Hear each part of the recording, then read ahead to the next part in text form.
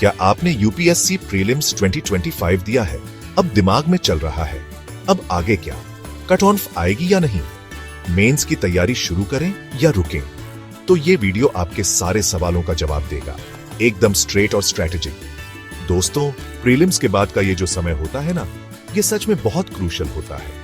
एक तरफ तो एग्जाम देकर थोड़ी राहत मिलती है, लेकिन दूसरी तरफ मन में हजारों सवाल घूमने लगते हैं। पेपर कैसा गया? कट ऑन ऑफ कितनी जाएगी? क्या मेरा होगा?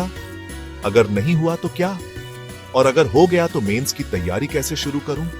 ये वो सवाल हैं जो हर एस्पिरेंट के मन में इस वक्त चलते रहते हैं, और ये बिल्कुल नॉर्मल है, क्योंकि आपने इतनी मेहनत की है, इतने सपने देखे हैं इस एग्जाम के लिए। लेकिन दोस्तों, इन सवालों में उलझे रहने से रास्ता नहीं मिलेगा। रास्ता मिलेगा सही जानकारी से, एक क्लियर प्लान से और खुद पर विश्वास रखने से। ये वीडियो मैंने इसीलिए बनाया है ताकि मैं आपकी इस कंफ्यूजन को दूर कर सकूं और आपको एक प्रैक्टिकल रोड मैप दे सकूं। हम बात करेंगे कि प्रीलिम्स के बाद आपके स्कोर के असेसमेंट के आधार पर आपकी स्ट्रैटेजी क्या होनी चाहिए। चाहे आप कॉन्फिडेंट हो, बॉर्डर लाइन पर हो या फिर निराश महसूस कर रहे हो, हर किसी के लिए एक दिशा है, एक तरीका है आगे बढ़ने का। तो चलिए, बिना किसी देरी के इस सफर को आगे बढ़ाते हैं और समझते हैं कि यूपीएससी प्रीलिम्स 2025 के बाद आपको कौन से कदम उठाने हैं। हम 3 कैटेगरीज में एस्पिरेंट्स को बांटकर उनकी स्पेसिफिक नीड्स और एक्शन प्लान पर बात करेंगे। यह समझना बहुत जरूरी है कि हर किसी की सिचुएशन अलग होती है और इसीलिए स्ट्रैटेजी भी टेलर्ड होनी चाहिए।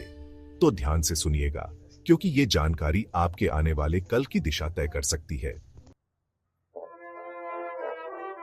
सबसे पहले बात करते हैं कैटेगरी ए के एस्पिरेंट्स की।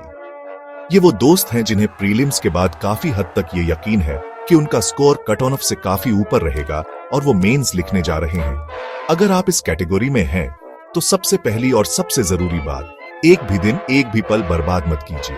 आपके पास समय बहुत कीमती है और मोमेंटम आपके साथ है।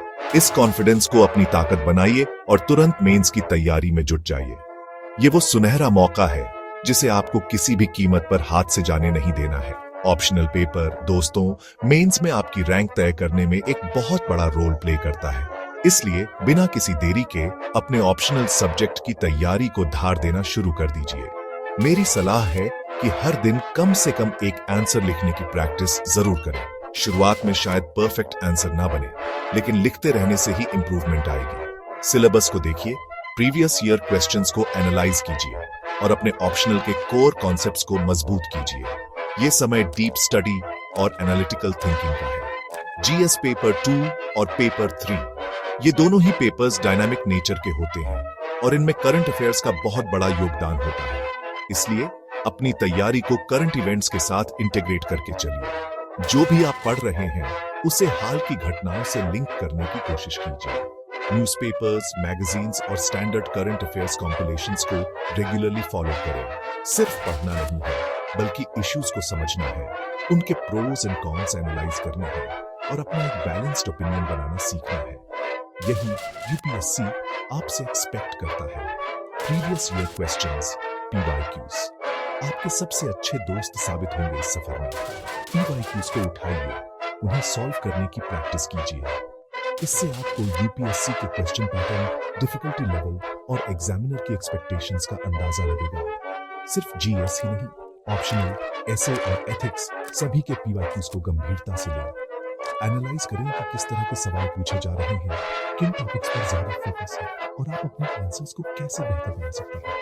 ये एक्सरसाइज आपकी तैयारी को सही दिशा देगा। एसए और एथिक्स, ये 2 ऐसे पेपर्स हैं जिन्हें कई एस्पिरेंट्स नजरअंदाज कर देते हैं, लेकिन दोस्तों, ये दोनों पेपर्स आपके ओवरऑल स्कोर और रैंक में एक महत्वपूर्ण भूमिका निभाते हैं। इसलिए इन पेपर्स की भी तैयारी को बिल्कुल हल्के में लेंगे। ऐसा करें, नियमित रूप से प्रैक्टिस करें, विभिन्न टॉपिक्स पर लिखें और फीडबैक लें।